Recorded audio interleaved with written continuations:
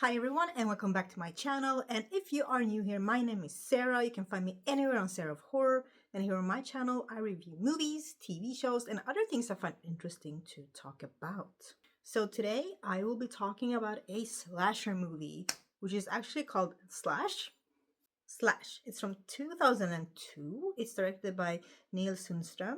It's starring James O'Shea, Zuleika Robinson, Anton Worster, Danny Coe, and David Dukas.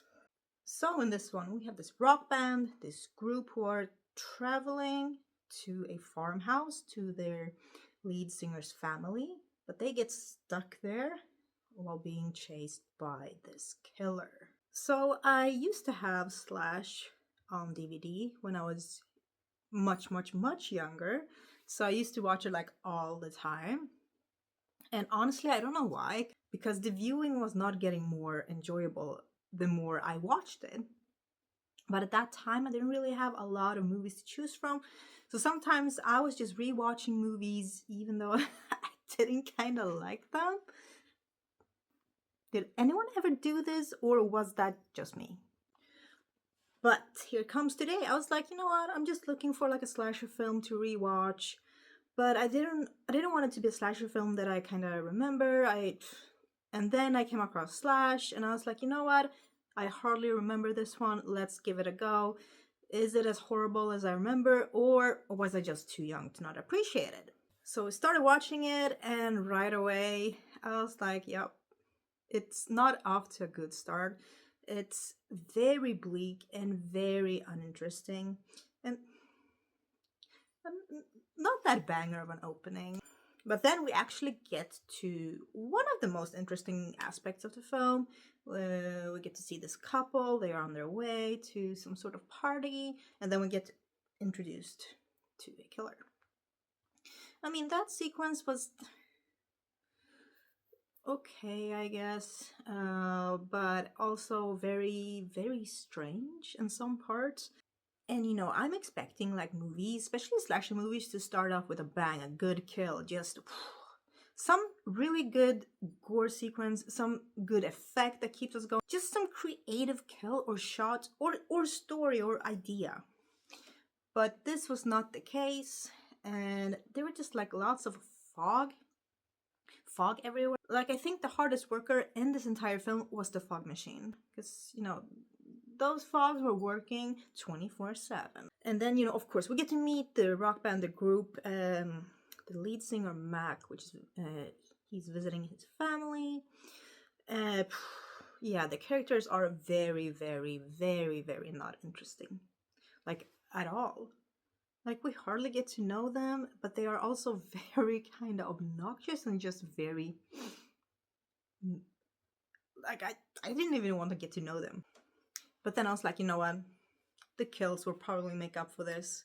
I mean, there has to be good chasing scenes. We have a cornfield. We have like a scarecrow type of figure. I mean, there are stuff to work with here. And then people start dying, and it's like in the most boring way ever. Usually, they cut away right before something good, or they are filmed from a distance and the fog just covers everything. You're like, I don't even know what I'm watching. Like, why would they cover it up? Or film from that distance, or just cut away? Which was really a shame, because there were many cool gears and tools that they could have used. There was this huge tractor thing, and with blades and stuff, and it was ultimately used, but you just get to see like some blood splash aftermath, and I was like, oh, this would have been a great opportunity to really do some creative, something cool, something memorable. But unfortunately, this movie is not very memorable enough, as I realized, because I saw this one so many times when I was younger and I barely remembered it. And also the music is it, I don't think the music fits very well with this film, but it's also like a typical uh, the beginning of 2000s slasher movie music. And yeah, I like 90% of the music in the slasher movies from the early 2000s just wasn't that good. It just didn't fit the film, gave it a pretty weird vibe. So yeah, that was also one of the problems I had. But I mean, they were trying to go for something towards the climax. And the climax could also have saved the movie a little bit, but the reveal and everything just it was going for something and then it was like which was very sad. It was just like, huh, okay. So yeah, unfortunately, this movie was a miss for me. But you know, I've given it like I don't know, like 20 tries. So I have tried.